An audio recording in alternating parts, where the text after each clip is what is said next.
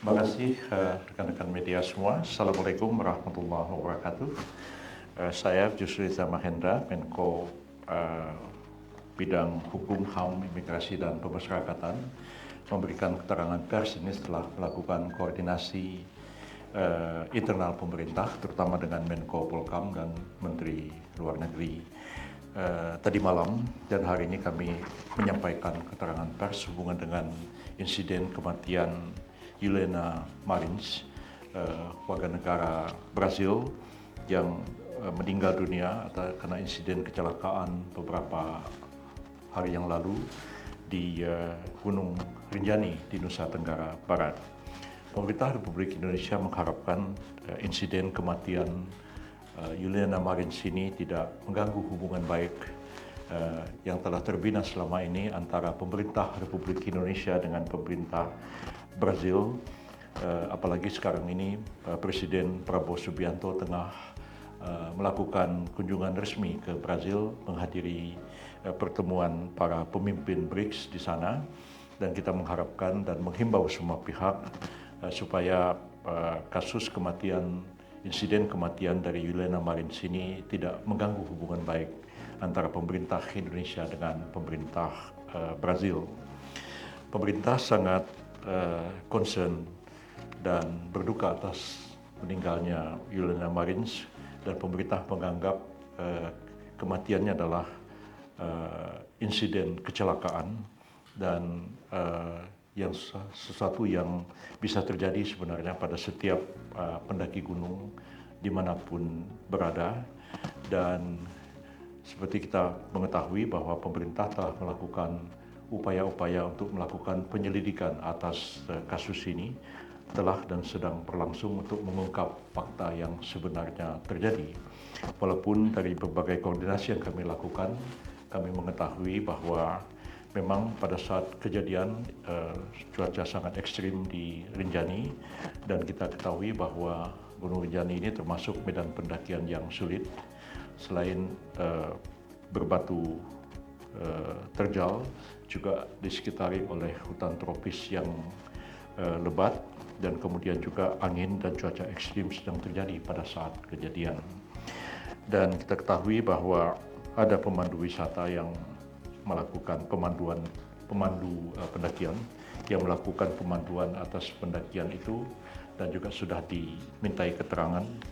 Dan kita ketahui juga bersama bahwa yang bersangkutan terjatuh dari tebing gunung dan ditemukan sekitar 600 meter dari ketinggian. Jenazahnya ditemukan di sana, dideteksi melalui drone, diketahui di satu posisi, tapi memerlukan waktu yang cukup lama, ya, sampai hampir 3 hari baru dapat dilakukan evakuasi. Evakuasi telah dilakukan oleh tim SAR, dibantu oleh relawan yang paham lika-liku sekitar Gunung Rinjani, dan tidak mudah melakukan evakuasi ini oleh karena lokasi yang tebing yang sangat curam, kemudian hutan tropis dan angin yang bertiup kencang ekstrim pada waktu itu, sehingga tidak ada jalan lain yang dapat dilakukan kecuali evakuasi dilakukan secara manual dan dilakukan secara vertikal ke atas. Jadi tidak bisa diharapkan seperti diminta oleh keluarga korban, mengapa tidak dilakukan penyelamatan dengan menggunakan helikopter. Dengan membandingkan situasi Gunung Rinjani dengan Gunung Himalaya, memang jauh berbeda. Gunung Himalaya itu adalah daerah pegunungan bersalju, tidak banyak pohon, ya, berbeda dengan Gunung Rinjani yang diliputi oleh hutan tropis yang lebat dan cuaca ekstrim dan bukit yang terjal, sehingga sangat sulit menggunakan helikopter untuk melakukan upaya evakuasi, sehingga satu-satunya jalan yang dilakukan adalah evakuasi secara manual, sehingga lebih lama daripada waktu yang diharapkan. Kemudian setelah jenazah dievakuasi, telah dilakukan otopsi di sebuah rumah sakit di Denpasar, Bali, dan dilakukan prosedur otopsi sesuai dengan ketentuan atau metodologi forensik yang berlaku di dalam ilmu kedokteran, dan dapat dipastikan bahwa uh, yang bersangkutan meninggal itu antara 15 sampai 30 menit setelah tubuhnya terhempas di batu. Jadi forensik telah menunjukkan bahwa terjadi kerusakan organ dan patah tulang yang sangat parah, dan jarak antara terhempas dengan meninggal itu hanya 15 sampai 30 menit. Jadi ini telah menjelaskan dan menjawab pertanyaan pihak keluarga yang mengatakan bahwa tidak jelas dalam laporan forensik kapan meninggalnya, dan ini ada dugaan bahwa jatuh kemudian terlambat dievakuasi sehingga korban meninggal dunia. Walaupun dari segi medis sebenarnya dalam keadaan terhempas dari ketinggian 600 meter di batu, ya secepat apapun jenazah tubuh ditemukan, maka harapan untuk menyelamatkan jiwa korban itu sangat kecil kemungkinannya dapat dilakukan. Nah, jadi sehingga dari segi itu sebenarnya andai pun ditemukan dalam waktu yang sangat singkat, ya kemungkinan untuk menyelamatkan jiwa korban juga kecil, tetapi usaha untuk menyelamatkan juga dilakukan secara manual dan vertikal dan memakan waktu sampai 2-3 hari baru jenazah diselamatkan dan dievakuasi. Dari Denpasar telah dibawa oleh pesawat Angkatan Udara Brazil dan telah tiba di Brasilia. Pemerintah terus memantau perkembangan setelah jenazah dikembalikan ke Brazil, dan mengetahui juga bahwa keluarga korban meminta kepada satu badan, yaitu badan federal untuk melakukan penyelidikan terhadap laporan-laporan, sebenarnya laporan-laporan pelanggaran HAM yang terjadi di Brazil, dan lembaga ini juga telah meminta adanya otopsi ulang, dan pemerintah menghormati, menghargai keinginan dari keluarga untuk melakukan otopsi ulang ini untuk mendapatkan hasil yang diinginkan oleh keluarga. Walaupun kami berkeyakinan bahwa jika otopsi ulang dilakukan mengikuti metode yang sama berdasarkan standar forensik yang berlaku, sebenarnya hasilnya tidak akan jauh berbeda antara otopsi yang dilakukan di Denpasar dan otopsi yang dilakukan di Brazil sendiri. Kami juga menyimak dengan seksama berbagai statement yang dikeluarkan oleh badan yang disebut dengan Federal Public Defender's Office of Brazil atau FPDO. Yes. Jadi lembaga ini sebenarnya adalah lembaga negara independen di Brazil, kira-kira sama dengan Komnas HAM di sini, yang bertugas untuk melakukan penyelidikan dan penyidikan atas laporan dugaan terjadinya kasus-kasus pelanggaran HAM di Brazil. Jadi lembaga inilah yang bersuara keras mengenai kasus insiden kematian dari Juliana Maris ini. Namun setelah kami berkoordinasi dengan Menko Polhukam dan juga Menlu Sugiono tadi malam, dapat dipastikan bahwa sampai saat ini pemerintah Republik Indonesia tidak atau belum pernah menerima adanya surat atau nota diplomatik resmi dari pemerintah Brazil yang mempertanyakan kasus kematian dari Juliana Maris ini. Yang ada statement yang dikeluarkan oleh FPDO, lembaga independen yang mantau dan menyelidiki laporan pelanggaran HAM, jadi statusnya itu sama seperti Komnas HAM yang ada di sini. Jadi bukan pemerintah Brazil belum atau mungkin tidak sampai hari ini menyampaikan nota diplomatik ataupun menyampaikan surat kepada pemerintah Indonesia mempertanyakan kasus kematian Juliana Maris ini, supaya publik di Indonesia juga memahami dan para wartawan juga memahami, karena yang saya baca dari pemerintah Brazil akan membawa pemerintah Indonesia ke hukum internasional. Jadi yang mengajukan itu adalah badan independen negara, tapi bukan resmi dari pemerintah Brazil sendiri. Saya tadi pagi juga berusaha untuk menghubungi Duta Besar Brazil di Jakarta, tapi handphonenya tidak dijawab. Mungkin beliau sedang ada di Brazil saat diadakan pertemuan BRICS, dan presiden kita sedang ada di sana. Dan biasanya memang kalau presiden kita mengunjungi satu negara, biasanya dubesnya juga ikut pulang ke negaranya untuk mempersiapkan kunjungan yang dilakukan oleh presiden kita itu. Jadi kita terus memantau perkembangan ini, dan kami juga menegaskan bahwa FBDO ini memberikan satu statement yang mengatakan bahwa mereka akan membawa permasalahan ini ke ranah hukum internasional, dan kemudian juga akan membawa ke Inter-American Commission on Human Rights. Maka kami ingin menegaskan bahwa Indonesia bukanlah pihak dalam konvensi HAM di Amerika Latin itu, dan juga Indonesia bukan anggota dari komisi itu. Jadi tidak ada suatu upaya internasional untuk membawa satu negara ke dalam satu forum, ya, kalau negara itu bukan pihak di dalam konvensi atau statutanya, dan tidak akan dibawa ke badan itu kalau tidak ada persetujuan dari negara yang bersangkutan. Ya, misalnya mau membawa satu kasus ke International Court of Justice di Den Haag, ataupun ke International Criminal Court atau Mahkamah Pidana Internasional di Den Haag, itu hanya dapat dilakukan kalau ada persetujuan dari negara yang bersangkutan.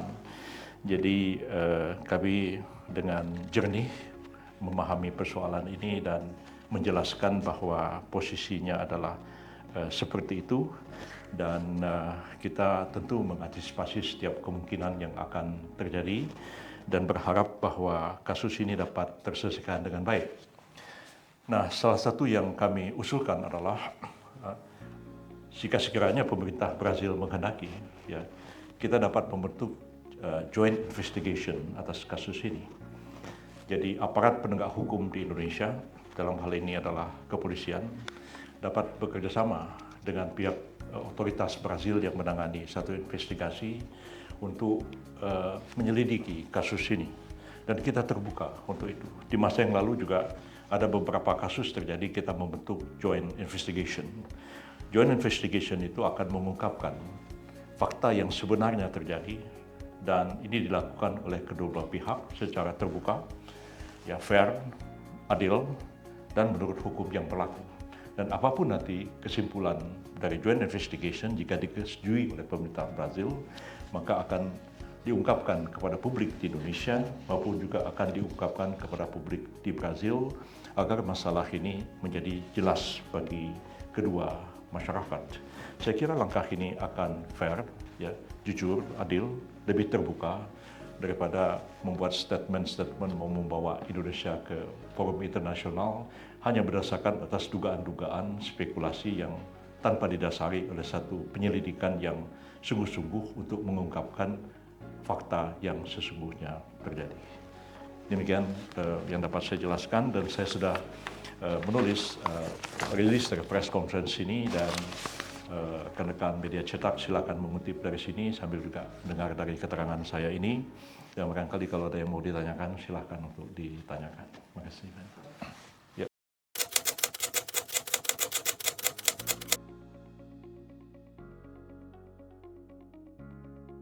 Sebenarnya sih permintaan seperti itu tidak ada pada kita. Orang minta maaf kan kalau orang itu melakukan satu kesalahan, ya. Ya tentu kita basa-basi ya bisa mengatakannya kami mohon maaf, kami telah melakukan segala upaya, itu sih bisa saja terjadi. Tapi resmi negara kita telah melakukan upaya-upaya yang seharusnya kita lakukan. Jadi tim SAR sudah dihubungi, tim relawan juga bekerja, tapi memang tidak sebagaimana yang kita harapkan bersama, bahwa setelah korban itu jatuh, menemukan posisi jatuhnya di mana, karena juga terjadi perpindahan setelah jatuh itu, dan kemudian juga untuk mengevakuasi itu tidak semudah yang dibayangkan di tengah cuaca ekstrim dan di tengah hutan tropis yang lebat, ya, tebing yang curam. Itu tidak seperti dibayangkan di Gunung Himalaya yang memang tidak ada pohon sana cuma salju, ya kemudian helikopter bisa bergerak kapan saja melakukan penyelamatan. Medan kita itu memang medan yang berat, ya, dan kalau kita telah melakukan segala upaya yang sebenarnya patut dilakukan untuk itu, tapi memang tidak dapat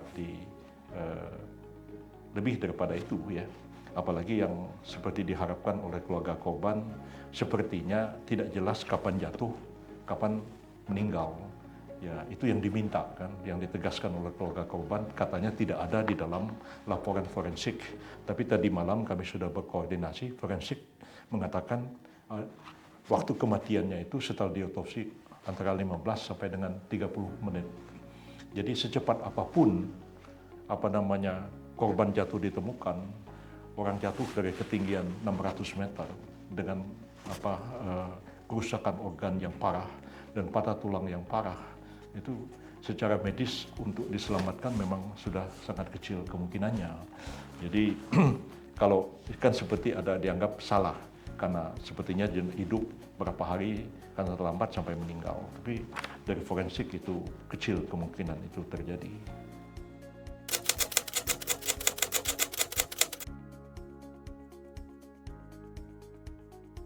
Kami belum tahu tentang hal itu karena belum terima laporan dari Brazil, baik dari delegasi maupun dari kedutaan kita di Brazil.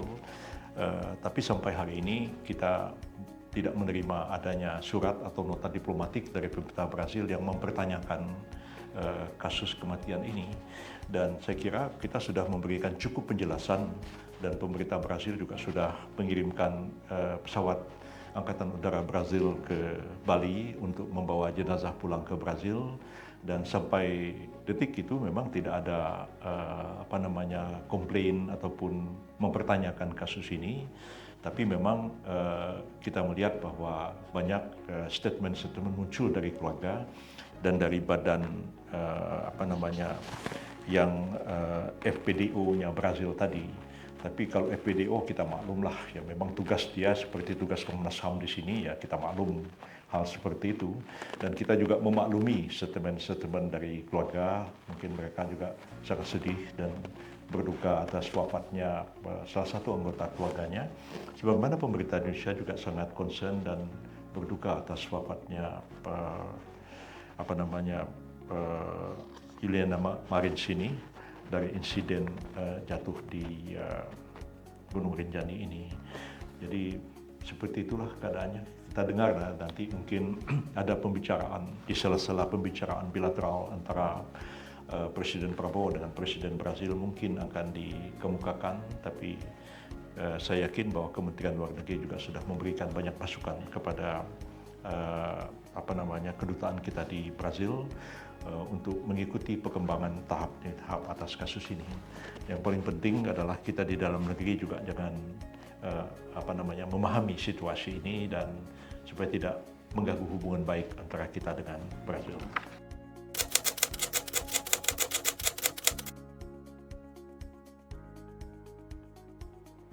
Iya, menurut forensik hanya 15-30 menit setelah jatuh terhempas itu memang sudah meninggal.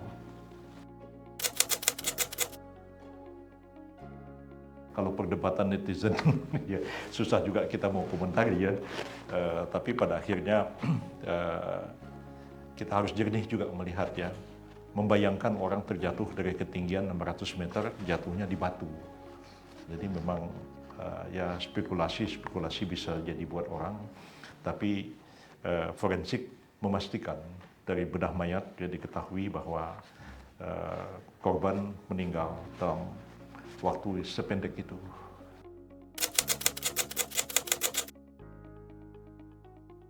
Saya kira tidak pada level presiden untuk ketemu badan kayak Komnas yang ada di Brazil.